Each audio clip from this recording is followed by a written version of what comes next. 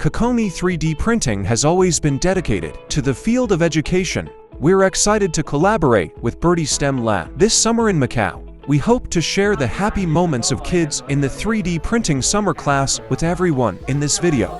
呢個3D 打印呢，係可以提升返小朋友嘅創意能力嘅。 Tutor Aaron is saying that there are some big improvements to the kids' creativity and the way they solve problems. During the 3D printing class, they started by printing things from their daily life, and now they have added their creative touches. Their interest in technology and their ability to come up with ideas have definitely gotten better.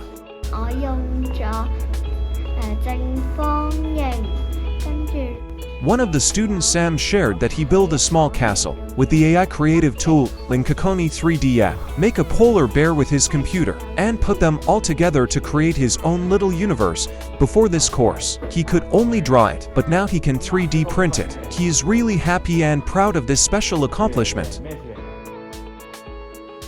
KOKONI wants to help kids to develop their creativity, technological skills, and understanding of the world. We encourage more educational institutions to join us in supporting the future creators. Let's inspire and empower them together.